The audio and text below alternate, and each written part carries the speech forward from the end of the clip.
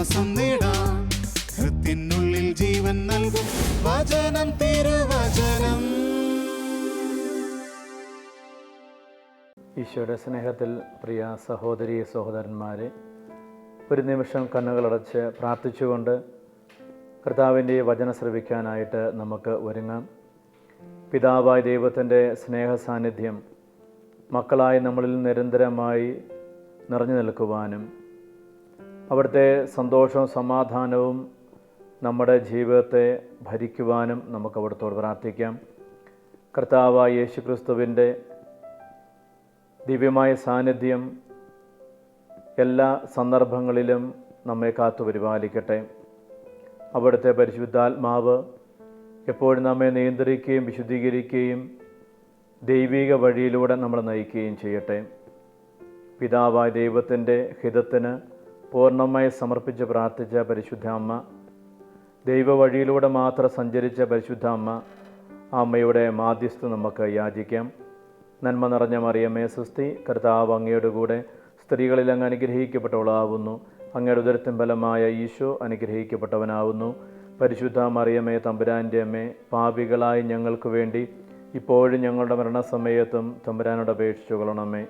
കർത്താവായ യേശുവിൻ്റെ രക്ഷയുടെ സന്ദേശം ലോകം മുഴുവനും അറിയുവാനും അറിയിക്കുവാനും പരിശുദ്ധ അമ്മയുടെ പ്രത്യേകമായ സഹായം നമുക്ക് ചോദിക്കാം.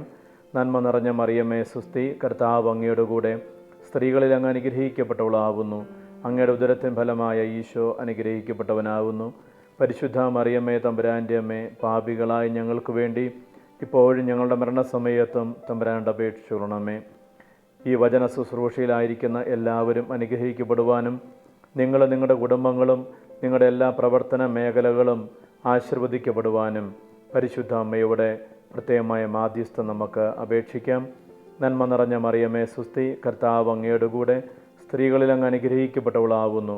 അങ്ങയുടെ ഉദരത്തിൻ ഫലമായ ഈശോ അനുഗ്രഹിക്കപ്പെട്ടവനാവുന്നു. പരിശുദ്ധ മറിയമേ തമ്പുരാൻ്റെ അമ്മേ, പാപികളായി ഞങ്ങൾക്ക് വേണ്ടി ഇപ്പോഴും ഞങ്ങളുടെ മരണസമയത്തും തമ്പുരാനോട് അപേക്ഷിച്ചു കൊള്ളണമേ. ആമേൻ. വിശുദ്ധ ദേവസ്വ പിതാവേ, ഞങ്ങൾക്ക് വേണ്ടി അപേക്ഷിക്കണമേ. വിശുദ്ധ ഫ്രാൻസിസ് അസീസി, ഞങ്ങൾക്ക് വേണ്ടി അപേക്ഷിക്കണമേ. വിശുദ്ധ അൽഫോൻസാമേ, ഞങ്ങൾക്ക് വേണ്ടി അപേക്ഷിക്കണമേ. നിത്യം പിതാവും പുത്രനും പരിശുദ്ധാത്മാവുമായ സർവേശ്വര എന്നേക്കും ആമേൻ.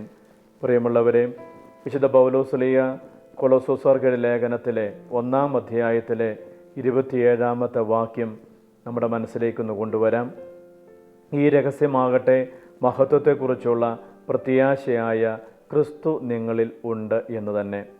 കർത്താവായ യേശു ക്രിസ്തുവിൻ്റെ ഈ വലിയ സാന്നിധ്യം നമ്മളിലെല്ലാവരിലും ഉണ്ട് എന്ന ബോധ്യത്തോടെ എന്നെ ശ്രവിക്കുന്ന നിങ്ങളുടെ അടുക്കൽ ആരെങ്കിലും ഉണ്ടെങ്കിൽ അവരെ നോക്കി ആദരവോടെ സ്നേഹത്തോടെ ആശംസിക്കാം. ഈശോ മിശിഹായിക്ക് സ്തുതിയായിരിക്കട്ടെ. പ്രിയമുള്ളവരെ, ക്രിസ്തു നമ്മിലുണ്ട് എന്ന സദ്വാർത്ത അതിന് മാറ്റുകൂട്ടുന്ന ഒരാഘോഷമാണ് ക്രിസ്മസ്. ക്രിസ്തുവിനെ കണ്ടുമുട്ടി കഴിയുന്ന ഏതൊരു വ്യക്തിയുടെയും ജീവിതത്തിൽ സംഭവിക്കേണ്ട അനിവാര്യമായ ഒരു മാറ്റം, ഒരു വഴിമാറി നടക്കൽ, ക്രിസ്മസിൻ്റെ ഒരു പ്രധാനപ്പെട്ട സംഭവം അതും കൂടിയാണ് എന്ന് ഇന്ന് നമ്മൾ ധ്യാനിക്കുകയാണ്. വിശുദ്ധ മത്തായിയുടെ സുവിശേഷം 2-ാം അധ്യായത്തിൽ 11-12 തിരുവചനത്തിലൂടെ കടന്നു പോകുമ്പോൾ കർത്താവായ ഈശോയെ അല്ലെങ്കിൽ ഉണ്ണീശോയെ കാണുന്ന ആ 3 ജ്ഞാനികൾ തങ്ങൾക്കുള്ളതെല്ലാം ഈശോയുടെ മുമ്പിൽ സമർപ്പിച്ചതിന് ശേഷം, അവനെ ആരാധിച്ചതിന് ശേഷം അവർക്ക് സ്വപ്നത്തിൽ ഒരു വെളിപാടുണ്ടായി, നിങ്ങൾ വന്ന വഴിയെ പോകരുത്. ഇപ്രകാരമാണ് നമ്മൾ സുവിശേഷത്തിൽ വായിക്കുന്നത്. അവർ ഭവനത്തിൽ പ്രവേശിച്ച് ശിശുവിനെ അമ്മയായ മറിയത്തോടു കൂടെ കാണുകയും അവനെ കുമ്പിട്ട് ആരാധിക്കുകയും ചെയ്തു. നിക്ഷേപപാത്രങ്ങൾ തുറന്ന് പൊന്നും കുന്തിരിക്കവും മീറയും കാഴ്ചയർപ്പിച്ചു. ഹെറോദേസിൻ്റെ അടുത്തേക്ക് മടങ്ങിപ്പോകരുതെന്ന് സ്വപ്നത്തിൽ മുന്നറിയിപ്പ് ലഭിച്ചതനുസരിച്ച് അവർ മറ്റൊരു വഴിയെ സ്വദേശത്തേക്ക് പോയി. ഇപ്പോൾ ഈശോയെ കണ്ടുമുട്ടുന്ന എല്ലാ വ്യക്തികളിലും ഈ ഒരു മാറ്റം അനിവാര്യമായി സംഭവിക്കേണ്ടതാണ്.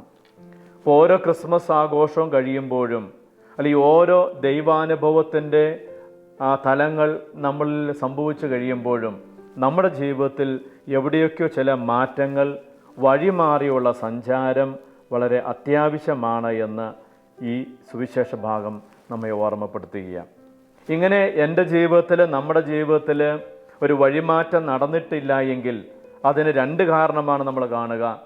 ഒന്നെങ്കിൽ നമ്മൾ ഈശോയെ കണ്ടുമുട്ടിയിട്ടില്ല, അല്ലെങ്കിൽ നമുക്കുള്ളതെല്ലാം സമർപ്പിച്ചിട്ടില്ല. ഈശോയെ കണ്ടുമുട്ടി ജീവിതം മുഴുവൻ സമർപ്പിച്ച ഏതൊരു വ്യക്തിയുടെയും ജീവിതത്തിൽ ഈ ജ്ഞാനികൾക്ക് സംഭവിച്ച ഒരു വഴിമാറിയുള്ള സഞ്ചാരം സംഭവിക്കേണ്ടിയിരിക്കുന്നു. വിശുദ്ധ ഗ്രന്ഥത്തിൽ നമുക്കറിയാം, സ്വന്തം വഴിയെ പോയ ഒരു മനുഷ്യൻ, സാവൂൾ എന്ന് പറയുന്ന മനുഷ്യൻ തീക്ഷ്ണമതിയായിരുന്നു, തീവ്രവാദിയായിരുന്നു. ഡമാസ്കസ് എന്ന സ്ഥലത്തേക്ക് പോകുന്ന വഴിയെ യേശുവിനെ കണ്ടുമുട്ടിയെന്നും അതിനുശേഷം തൻ്റെ ജീവിതത്തിൽ എന്തെല്ലാം മാറ്റങ്ങൾ ഉണ്ടായെന്നും കൂടെ വിശുദ്ധ അപ്പോസ്തോലൻ ഈ ലേഖനങ്ങളിൽ രേഖപ്പെടുത്തുന്നുണ്ട്. തൻ്റെ ജീവിതത്തിൽ ക്രിസ്താനുഭവം ഉണ്ടായതിനു ശേഷം, ക്രിസ്തുവുമായിട്ടൊരു എൻകൗണ്ടർ സംഭവിച്ചതിന് ശേഷം ഇതുവരെയുള്ള തൻ്റെ വഴിയല്ല ഇനിയെന്ന് തിരിച്ചറിഞ്ഞ അദ്ദേഹം പുതിയ ഒരു വഴിയിലൂടെ, ഈശോ കാണിക്കുന്ന വഴിയിലൂടെ അദ്ദേഹം സഞ്ചരിക്കുകയാണ്. തനിക്കുള്ളതെല്ലാം സമർപ്പിച്ചുകൊണ്ട്, ഇതുവരെ താൻ നേടിയെന്ന് കരുതുന്ന, തനിക്ക് ഉണ്ട് എന്ന് അവകാശപ്പെട്ട എന്തും എല്ലാം ഈശോയുടെ മുമ്പിൽ സമർപ്പിക്കുന്ന ഒരു വ്യക്തിയെയാണ് നമ്മൾ പിന്നീട് ഫിലിപ്പിയർക്കൽ ലേഖനത്തിൽ 3-ാം അധ്യായത്തിലെ 8-ാമത്തെ വാക്യത്തിലൂടെ നമ്മൾ കാണുക. അവനെ പ്രതി ഞാൻ സകലതും നഷ്ടപ്പെടുത്തുകയും ഉച്ഛിഷ്ടം പോലെ കരുതുകയുമാണ്. അപ്പോൾ ഈശോയെ കണ്ടുമുട്ടിയ വ്യക്തിക്ക് പിന്നെ അതുവരെ നേടിയതെല്ലാം ഉച്ഛിഷ്ടമായിട്ട് മാറുന്നു, വിലയില്ലാത്തതായിട്ട് മാറുന്നു.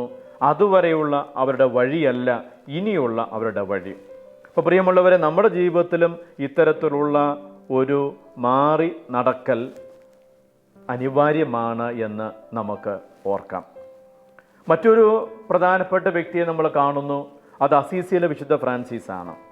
യേശുവിനെ കണ്ടുമുട്ടിയതിന് ശേഷം അദ്ദേഹത്തിൻ്റെ ജീവിതത്തിൽ നടന്ന വലിയ മാറ്റങ്ങളെക്കുറിച്ച്, അദ്ദേഹത്തിൻ്റെ സമർപ്പണത്തെക്കുറിച്ച് നമുക്ക് പലപ്പോഴുമായിട്ട് അറിവുള്ളതാണ്. മാർപ്പാപ്പയ്ക്ക് വേണ്ടി യുദ്ധം ചെയ്ത് പട്ടാളത്തിൽ, സഭയിൽ വലിയൊരു സ്ഥാനം നേടിയെടുക്കാൻ വേണ്ടി അത്യധികമായി ഉത്സാഹിച്ച ഫ്രാൻസിസ് യുദ്ധത്തിന് പോകുന്ന വഴി സ്പൊളോറ്റോ എന്ന സ്ഥലത്ത് ഒരു താഴ്വരയിൽ ഉറങ്ങിക്കൊണ്ടിരിക്കുന്ന സമയത്ത് ഒരു ദിവസം രാത്രിയിൽ അദ്ദേഹത്തിന് ഒരു സ്വരം കേൾക്കുകയാണ്. ഫ്രാൻസിസ്, ഏതാണ് ഉചിതം, യജമാനനെ സേവിക്കുന്നതോ ഭൃത്തിനെ സേവിക്കുന്നതോ? സ്വപ്നത്തിലോ ഉറക്കത്തിലോ അദ്ദേഹം മറുപടി പറഞ്ഞു, തീർച്ചയായിട്ടും യജമാനെ സേവിക്കുന്നത്. അദ്ദേഹത്തിന് അറിയാമായിരുന്നു താൻ സേവിക്കുന്നത്, താൻ യുദ്ധം ചെയ്യാൻ പോകുന്നത് യജമാനന് വേണ്ടിയാണ്, മാർപ്പാപ്പയ്ക്ക് വേണ്ടിയാണ്. ഉടനെ ചോദ്യമുണ്ടായി, അല്ലെങ്കിൽ മറുപടി ഉണ്ടായി. സ്വരം ആവർത്തിച്ചു, എങ്കിൽ എന്തുകൊണ്ടാണ് നീ ഭൃത്തിനെ സേവിക്കുന്നത്? യജമാനെ സേവിക്കാനാണെങ്കിൽ നീ തിരികെ പോവുക. അപ്പോൾ ഫ്രാൻസിസിന് മനസ്സിലായി, താൻ യജമാനെന്ന് കരുതി താൻ സേവിക്കുന്ന മാർപ്പാപ്പ യഥാർത്ഥത്തിൽ ഭൃത്യനാണ്. യജമാനൻ ആരാണ്? കർത്താവ് ഈശോയാണ്. ഈ സ്വരത്തിന് പ്രത്യുത്തരം നൽകിക്കൊണ്ട് വിശുദ്ധ ഫ്രാൻസിസ് അവിടുന്ന് എഴുന്നേറ്റു. അദ്ദേഹം മടക്കയാത്ര ആരംഭിച്ചു. ഒരു പുതിയ വഴിയിലൂടെ അദ്ദേഹത്തിൻ്റെ ജീവിതത്തെ അദ്ദേഹം ക്രമപ്പെടുത്താൻ തുടങ്ങി. അന്ന് മുതൽ അദ്ദേഹത്തിൻ്റെ ജീവിതത്തിൽ വലിയ മാറ്റങ്ങൾ സംഭവിക്കാൻ തുടങ്ങി. ഈശോയെ കണ്ടുമുട്ടിയ വ്യക്തിയുടെ ജീവിതത്തിൽ മാറ്റങ്ങൾ അനിവാര്യമാണ്. രണ്ടാമത് നമ്മൾ പറഞ്ഞു, ഈശോയെ കണ്ടുമുട്ടിക്കഴിഞ്ഞാൽ പൂർണ്ണമായിട്ട് സമർപ്പിക്കേണ്ടിയിരിക്കുന്നു. അപ്പോൾ മാത്രമേ അവരുടെ ജീവിതത്തിൽ മാറ്റമുണ്ടായി എന്ന് അവകാശപ്പെടാൻ പറ്റുകയുള്ളൂ. ഫ്രാൻസിസിൻ്റെ ജീവിതത്തിൽ സംഭവിച്ചിട്ടുണ്ട്. അദ്ദേഹത്തിന് നേരെ കുറ്റമാരോപണം ഉണ്ടായപ്പോൾ, അരമന കോടതിയിൽ കേസ് വിസ്തരിച്ചുകൊണ്ടിരുന്നപ്പോൾ, അപ്പൻ്റെ മുമ്പിൽ ഉടുവസ്ത്രം കൂടെ വേണ്ടെന്ന് വെച്ച് എല്ലാം ഉപേക്ഷിച്ച് താൻ ആരെ കണ്ടുമുട്ടിയോ, തന്നോട് ആര് സംസാരിച്ചുവോ ആ ക്രിസ്തുവിനെ അനുഗമിക്കുവാൻ, അവൻ കാണിക്കുന്ന വഴിയിലൂടെ സഞ്ചരിക്കുവാൻ തീരുമാനിച്ചു. ഈ ഒരു തീരുമാനമാണ്, ഈ ഒരു കണ്ടുമുട്ടലാണ്, ഈ ഒരു സമർപ്പണമാണ് ഫ്രാൻസിസിനെ രണ്ടാം ക്രിസ്തു എന്ന് പറയുന്ന ആ വലിയ സ്ഥാനത്തേക്ക് ഉയർത്തിയതെന്ന് നമുക്ക് ഓർക്കാം. അതുകൊണ്ട് പ്രിയമുള്ളവരെ, നമ്മുടെ ജീവിതത്തിൽ ക്രിസ്തുവിനെ കണ്ടുമുട്ടിയാൽ മാത്രം പോരാ, അവൻ്റെ മുമ്പിൽ എല്ലാം സമർപ്പിക്കുവാനുള്ള ഒരു തീരുമാനം കൂടെ, ഒരു സമർപ്പണം കൂടെ നമ്മുടെ ജീവിതത്തിൽ നടക്കേണ്ടിയിരിക്കുന്നു. ഒരുപക്ഷെ ഈ രണ്ട് കാര്യങ്ങളും നടക്കാത്തതുകൊണ്ട് തന്നെയാണ്, സംഭവിക്കാത്തതാണ് നമ്മുടെ ജീവിതത്തിൽ മാറ്റം വരാത്തതിൻ്റെ കാരണമെന്ന് നമുക്ക് തിരിച്ചറിയാം. അപ്പോൾ യേശുവിനെ കണ്ടുമുട്ടിക്കഴിയുമ്പോൾ, യേശുവിനെ കാണുമ്പോൾ ആളുകളുടെ മനോഭാവത്തിൽ മാറ്റമുണ്ടാകുക, എൻ്റെ നിങ്ങളുടെ മനോഭാവത്തിൽ മാറ്റമുണ്ടാകുക. ഇതുവരെ ശരിയെന്ന് കരുതി ഞാൻ സഞ്ചരിച്ച വഴികൾ യേശുവിനെ കണ്ടു കഴിയുമ്പോൾ എവിടെയൊക്കെയോ പാളിച്ചകൾ വന്നിട്ടുണ്ട്, എവിടെയൊക്കെ പാളം തെറ്റിപ്പോയിട്ടുണ്ട്, എവിടെയൊക്കെയോ എനിക്ക് അപജയങ്ങൾ സംഭവിച്ചിട്ടുണ്ട്. ഇത് തിരിച്ചറിയുകയും ഇതുവരെ എൻ്റെ വഴി ശരിയാണെന്ന് ഞാൻ അവകാശപ്പെടുകയും അതിനുവേണ്ടി ഞാൻ വാദിക്കുകയും ചെയ്യുന്ന വ്യക്തി ഈശോയെ കണ്ടു കഴിയുമ്പോൾ അതെല്ലാം വിട്ടുകൊടുത്തുകൊണ്ട് അവൻ്റെ വഴിയിൽ, അവൻ്റെ ജീവിതശൈലിയിലേക്ക് പ്രവേശിക്കുകയാണ്. ഇതാണൊരു മനുഷ്യൻ്റെ ജീവിതത്തിൽ സംഭവിക്കുന്ന മാനസാന്തരം എന്ന് പറയുന്നത്. അങ്ങനെ വരുമ്പോൾ ഇതുവരെ ഞാൻ മുറുകെ പിടിച്ച, ഞാൻ വാദിച്ചുകൊണ്ടിരുന്ന, ഞാൻ അവകാശപ്പെട്ടുകൊണ്ടിരുന്ന എൻ്റെ ചില കടുംപിടുത്തങ്ങളോ, എൻ്റെ ചില തീരുമാനങ്ങളോ, എൻ്റെ ചില ശൈലികളോ, എൻ്റെ പ്രവർത്തന രീതികളോ തെറ്റാണെന്ന് ഞാൻ തിരിച്ചറിയുകയും അത് ഉപേക്ഷിച്ചുകൊണ്ട് അവൻ കാണിക്കുന്ന ശരിയുടെ മാർഗത്തിലൂടെ ഞാൻ സഞ്ചരിക്കുകയും ചെയ്യുകയാണ്. അപ്പോൾ ഈശോയെ കണ്ടുമുട്ടിക്കഴിയുമ്പോൾ ഈശോ പറയുന്ന കാര്യമാണ്, കൂടെ ഈശോ പറയുന്നു, ഇനി മുതൽ ഞാൻ നിങ്ങളോട് പറയുന്നു. സുവിശേഷങ്ങളിലൂടെ കടന്നു പോകുമ്പോൾ പല ആവർത്തി ഈശോ ഇത് പറയുന്നുണ്ട്. ഇതുവരെ നിങ്ങൾ കേട്ടിട്ടില്ലേ, ഇപ്പോൾ ഞാൻ നിങ്ങളോട് പറയുന്നു എന്ന് പറഞ്ഞാൽ യേശുവിനെ കണ്ടുമുട്ടിയ ഒരു വ്യക്തിയുടെ ജീവിതത്തിലെ ഇനി കാര്യങ്ങൾ തീരുമാനിക്കുന്നത് മറ്റൊന്നുമല്ല, മറ്റാരുമല്ല, അവൻ തന്നെയല്ല, ഈശോ മാത്രമാണ്. ഇങ്ങനെ ഈശോ മാത്രം ജീവിതത്തെ നിയന്ത്രിക്കുന്ന, ഈശോ മാത്രം ജീവിതത്തെ ഏറ്റെടുത്ത് വഴി നടത്തുന്ന ഒരവസ്ഥയിലേക്കാണ് ദൈവം നമ്മളെ ക്ഷണിച്ചുകൊണ്ടിരിക്കുന്നത്. അപ്പോൾ ഇനി മുതൽ ഞാനാണ് നിൻ്റെ വഴി എന്ന് ഈശോ പറയുന്ന തരത്തിലേക്ക് നമ്മുടെ ജീവിതം മാറ്റപ്പെടേണ്ടിയിരിക്കുന്നു. നമുക്കറിയാം, ഈ 3 രാജാക്കന്മാരെ, ഈ 3 ജ്ഞാനികളെ യേശുവിൻ്റെ അടുക്കലേക്ക് നയിച്ചത് ഒരു നക്ഷത്രമാണ്. പ്രപഞ്ചത്തിലൂടെ ദൈവം ചില പദ്ധതികൾ വെളിപ്പെടുത്തുന്നു. പ്രപഞ്ചശക്തിയിലൂടെ, പ്രപഞ്ചത്തിലുള്ള ജീവജാലങ്ങളിലൂടെ ദൈവികമായ രക്ഷയുടെ സന്ദേശം ദൈവം തരുന്നുണ്ട് എന്ന് നമ്മൾ ഈ സംഭവത്തിലൂടെ തിരിച്ചറിയുകയാണ്. വിശുദ്ധ മത്തായി അതിന് സുവിശേഷത്തിൽ ഒരു നക്ഷത്രത്തെ ഈ ജ്ഞാനികൾ കണ്ടുവെന്നും അവരതിനെ അനുഗമിച്ചുവെന്നും പറഞ്ഞപ്പോൾ എഴുതിയപ്പോൾ അന്നുള്ളവർക്ക് അത് വിശ്വസിക്കാൻ യാതൊരു വിഷമവും ഉണ്ടായില്ല. കാരണം നക്ഷത്രങ്ങൾ വലിയ ആളുകളുടെ ജീവിതത്തെ പ്രകാശിപ്പിക്കുന്ന അടയാളമായിട്ട് അക്കാലത്ത് അവർ കണ്ടിരുന്നു. ചില മനുഷ്യരുടെ ജനനവും ചില മനുഷ്യരുടെ മരണവും ചില സ്വർഗീയമായ അടയാളങ്ങളാൽ മുദ്രിതമായിരിക്കുന്നു എന്ന ധാരണ, ഒരുപക്ഷെ പ്രബലമായ വിശ്വാസം അന്നത്തെ ജനത്തിനുണ്ടായിരുന്നു. അതുകൊണ്ട് നക്ഷത്രങ്ങളെക്കുറിച്ച് പറയുമ്പോൾ അവ ഗ്രഹിക്കുവാൻ അവർക്ക് സാധിക്കുമായിരുന്നു. ജെറുസലേം നഗരത്തിൻ്റെ നാശ സമയത്ത് ജെറുസലേമിന് മേലെ ഒരു നക്ഷത്രവും ഒരു ധൂമകേതുവും ഉണ്ടായിരുന്നുവെന്ന് ചരിത്രകാരനായ ജോസഫൂസ് അദ്ദേഹത്തിൻ്റെ പുസ്തകത്തിൽ എഴുതുന്നുണ്ട്. അതുപോലെ തന്നെ ഓരോരുത്തർക്കും ഓരോ നക്ഷത്രമുണ്ട് എന്നും ഒരു മനുഷ്യൻ ജനിക്കുമ്പോൾ അവൻ്റെ നക്ഷത്രം ഉദയം ചെയ്യുമെന്നും ആ മനുഷ്യൻ മരിക്കുമ്പോൾ അവൻ്റെ നക്ഷത്രം അസ്തമിക്കുമെന്നും പ്ലീനി എന്ന് പറയുന്ന ആദ്യകാല ചരിത്രകാരനും എഴുത്തുകാരനും രേഖപ്പെടുത്തുന്നുണ്ട്. അപ്പോൾ ചരിത്രപരമായി തന്നെ ഈ നക്ഷത്രങ്ങളുമായിട്ട് ബന്ധപ്പെട്ട കാര്യങ്ങൾ ഗ്രഹിക്കുവാൻ ആളുകൾക്ക് വളരെ എളുപ്പമായിരുന്നു. വിശുദ്ധ ഇഗ്നേഷ്യസ് ഈ നക്ഷത്രത്തെക്കുറിച്ച് യേശുവിൻ്റെ സന്നിധിയിലേക്ക്, ബത്ലഹേമിലേക്ക് ഈ രാജാക്കന്മാരെ നയിച്ച നക്ഷത്രത്തെക്കുറിച്ച് അദ്ദേഹം മനോഹരമായി കാവ്യാത്മകമായി പറയുന്നത് ഇങ്ങനെയാണ്: ആകാശത്തെ മറ്റെല്ലാ നക്ഷത്രങ്ങളെക്കാൾ ശോഭയേറിയതാണത്. അതിൻ്റെ പുതുമ വിസ്മയമുളവാക്കുന്നു.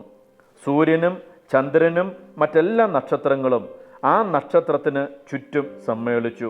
എന്നാൽ അവയേക്കാൾ പ്രഭയേറിയതായിരുന്നു അതിൻ്റെ പ്രകാശം. അപ്പോൾ ഈ ഒരു പ്രത്യേക നക്ഷത്രത്തിന് മറ്റെല്ലാ സൂര്യചന്ദ്ര നക്ഷത്ര ജാലങ്ങളെക്കാൾ പ്രകാശമുണ്ടായിരുന്നു എന്ന് വിശുദ്ധ ഇഗ്നേഷ്യസ് സൂചിപ്പിക്കുമ്പോൾ ഒരു ദൈവികമായ ഭാവം, ദൈവികമായ ഇടപെടൽ ഈ നക്ഷത്രത്തിന് കൊടുക്കുകയാണ്. ഈ ഒരു പക്ഷേ ദൈവികമായ ഇടപെടൽ മനസ്സിലാക്കിയവരാണ് ഈ 3 രാജാക്കന്മാർ, അല്ലെങ്കിൽ 3 ജ്ഞാനികൾ എന്ന് പറയുന്നത്. അവർ അതുകൊണ്ട് ഈ നക്ഷത്രത്തെ അനുഗമിച്ചു.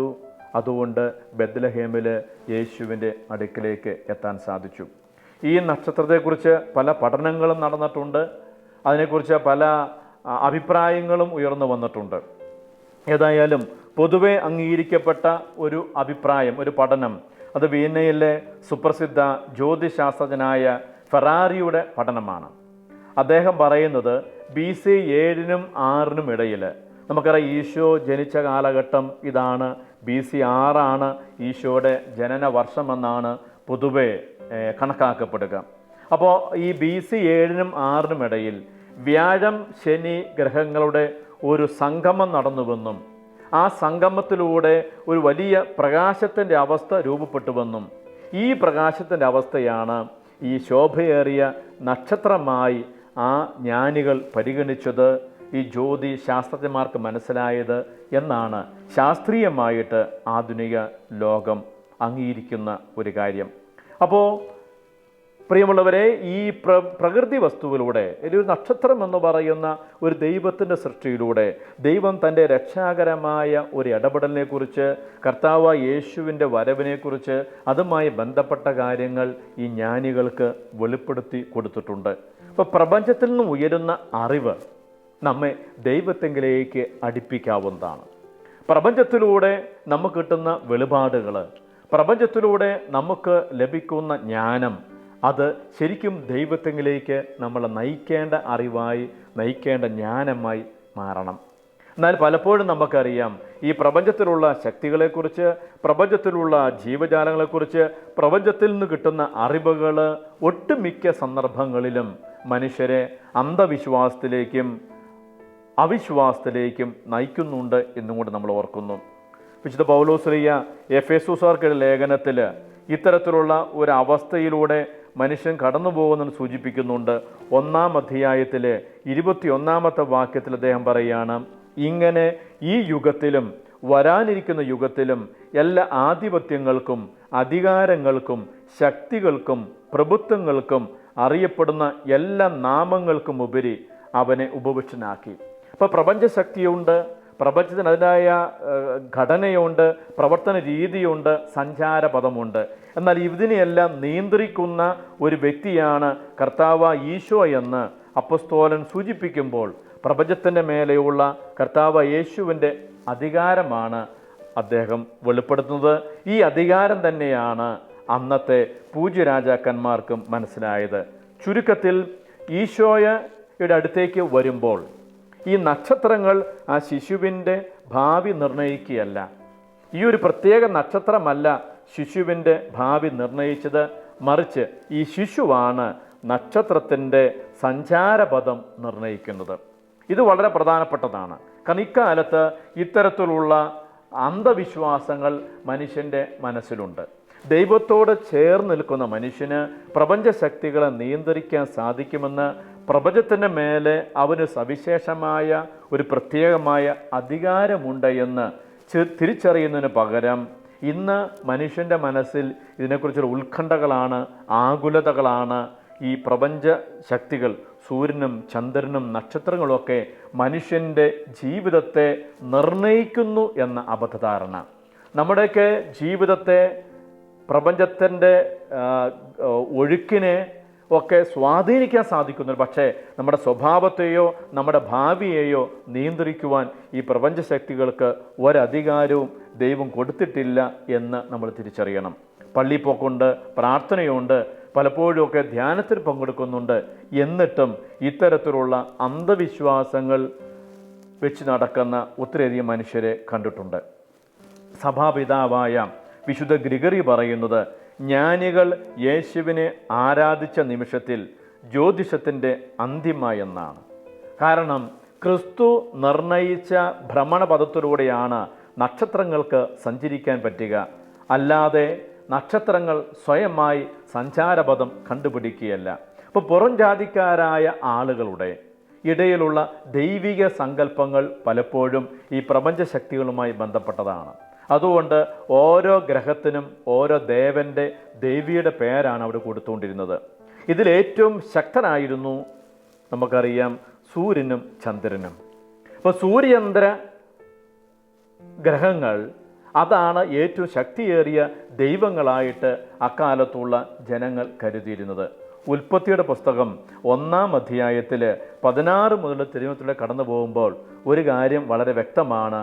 കർത്താവ് ഈ സൂര്യനെയും ചന്ദ്രനെയും സൃഷ്ടിച്ച് അവയ്ക്ക് നിയതമായ സ്ഥാനം കൽപ്പിച്ചു എന്ന് പറഞ്ഞാൽ ദൈവത്തിൻ്റെ അധികാരത്തിന് കീഴെ ദൈവങ്ങളെന്ന് കരുതുന്ന ഈ പ്രപഞ്ച ശക്തികളെയും ദൈവം ക്രമീകരിച്ച് കൊണ്ടുവന്നിരിക്കുന്നു. ഈ കാലത്തും ആളുകൾ നേരെ തിരിച്ച് ചിന്തിക്കുന്നവരുണ്ട്. ഓരോ അന്ധവിശ്വാസത്തിൻ്റെ സ്വഭാവം, രാഹുകാലം, ഗുളികൻ്റെ പ്രവർത്തനം, കന്നിമൂല, കൈനോട്ടം, ഇത്തരത്തിലുള്ള ചില അന്ധവിശ്വാസങ്ങളിലേക്ക് വിശ്വാസമുണ്ടെന്ന് പറയുന്ന ആളുകളും പോകാനുള്ള കാരണം അവയുടെ മേലുള്ള ദൈവത്തിൻ്റെ നിയന്ത്രണത്തെക്കുറിച്ച്, ദൈവിക ശക്തിയെക്കുറിച്ച് ധാരണയില്ലാത്തവരാണെന്ന് നമ്മൾ തിരിച്ചറിയുക. പ്രിയമുള്ളവരെ, ഇത്തരത്തിലുള്ള സ്വഭാവത്തിലേക്ക്, വീഴ്ചയിലേക്ക് പോകേണ്ടവരല്ല നമ്മൾ എന്നും കൂടെ നമ്മൾ മനസ്സിലാക്കണം. ഈ ജ്ഞാനികൾ അവർ ദൈവത്തെ അന്വേഷിച്ചുള്ള യാത്രയിൽ ദൈവിക സന്നിധിയിലെത്തുകയും തങ്ങളെ തന്നെ പൂർണ്ണമായി കൊടുക്കുന്നതിൻ്റെ, സമർപ്പിക്കുന്നതിൻ്റെ അടയാളമായി പൊന്നും മേറയും കുന്തിരിക്കവും സമർപ്പിച്ചുകൊണ്ട് അവർ ദൈവാന്വേഷണത്തിൻ്റെ ഒരു പുതിയ അനുഭവത്തിലേക്ക്, അവരുടെ അറിവിൻ്റെ ഒരു പുതിയ തലത്തിലേക്ക് പ്രവേശിച്ചു. തീർച്ചയായിട്ടും നമ്മൾ മനസ്സിലാക്കുന്നു, ഈ യാത്രക്കിടയിൽ അവർക്ക് അല്പം വഴിതെറ്റിയിട്ടുണ്ടാകാം. അവരൊരു പക്ഷേ നക്ഷത്രത്തെ അനുഗമിക്കാത്ത ഏതാനും സമയമുണ്ടായിട്ടുണ്ടാകാം. അവിടെയാണ് അവർ രാജകൊട്ടാരത്തിലേക്ക് പ്രവേശിച്ചിരിക്കുന്നത്. അപ്പോൾ പ്രൗഢിയുടെയും ആഡംബരത്തിൻ്റെയും സുഖത്തിൻ്റെയും ശീതളഛായയിൽ ജീവിക്കുവാനുള്ള മനുഷ്യൻ്റെ പ്രവണത അക്കാലത്തും എക്കാലത്തും നമ്മുടെയൊക്കെ ജീവിതത്തിലുണ്ട് എന്നും നമ്മുടെ അന്വേഷണത്തിൻ്റെ, ദൈവാനുഭവത്തിൻ്റെ യാത്രക്കിടയിൽ ഇത്തരത്തിലുള്ള മോഹങ്ങൾ വഴിതെറ്റിക്കുമെന്നും നമുക്ക് തിരിച്ചറിയാം. എന്നിട്ടും അവരാ നക്ഷത്രത്തെ അനുഗമിച്ചു, അവർ ദൈവസന്നിധിയിലെത്തിയിട്ടുണ്ട്. ഈ നക്ഷത്രത്തെ അനുഗമിച്ചതുപോലെ നമ്മളും ദൈവത്തിൻ്റെ വഴിയിലൂടെ ദൈവിക സന്നിധിയിലേക്ക് എത്തിച്ചേരേണ്ടവരാണ്. ഈ നക്ഷത്രത്തെ പോലെ നമ്മളെ ദൈവാനുഭവത്തിലേക്ക് നയിക്കുവാൻ ഒരുപടി ആളുകളെ ദൈവം പറഞ്ഞു വിട്ടിട്ടുണ്ട്. ചിലപ്പോൾ ഒരു ധ്യാനത്തിലൂടെ ആയിരിക്കാം, ഒരു കൗൺസിലിങ്ങിലൂടെ ആയിരിക്കാം, ഒരു പ്രാർത്ഥനയിലൂടെ ആയിരിക്കാം, ഒരു ഉപദേശത്തിലൂടെ ആയിരിക്കാം, ഒരു നല്ല വായനയിലൂടെ ആയിരിക്കാം. ദൈവാനുഭവത്തിലേക്ക് നമ്മളെ നയിച്ച, വഴി നടത്തിയ ഒരുപിടി നക്ഷത്രങ്ങൾ, നക്ഷത്രക്കൂട്ടങ്ങൾ നമ്മുടെ ജീവിതത്തിൽ ഉണ്ട് എന്ന് നമുക്ക് തിരിച്ചറിയാം. അവരെല്ലാം നന്ദിയോടെ ഓർക്കുവാനും ദൈവിക സന്നിധിയിലേക്ക്, ദൈവവിശ്വാസത്തിലേക്ക്, പ്രാർത്ഥനാനുഭവത്തിലേക്ക് വിവിധ തലത്തിലൂടെ നമ്മൾ നയിച്ച വ്യക്തികൾ, ചില അനുഭവങ്ങൾ, ചില സംഭവങ്ങൾ, അതിനെല്ലാം ദൈവിക ഇടപെടലായിട്ട് തിരിച്ചറിയുവാനും ദൈവത്തിൻ്റെ സാന്നിധ്യത്തിൽ നമുക്കായിരിക്കുവാനും ദൈവത്തെ കണ്ടുമുട്ടി അവിടുത്തെ സന്നിധിയിൽ നമ്മളെ തന്നെ സമർപ്പിച്ച് കഴിയുമ്പോൾ നമുക്കൊരു പുതിയ വഴി ദൈവം തുറന്നു തരും എന്ന ഒരു ഉത്തമ ബോധ്യത്തോടെ നമുക്ക് ജീവിതം ആരംഭിക്കാം. ദൈവത്തിന് എല്ലാവിധ സംരക്ഷണവും അനുഗ്രഹവും ആശീർവാദവും നമുക്കുണ്ടാകട്ടെ എന്ന് പ്രാർത്ഥിക്കുന്നു. പിതാവിൻ്റെയും പുത്രൻ്റെയും പരിശുദ്ധാത്മാവിൻ്റെ നാമത്തിൽ ആമേൻ.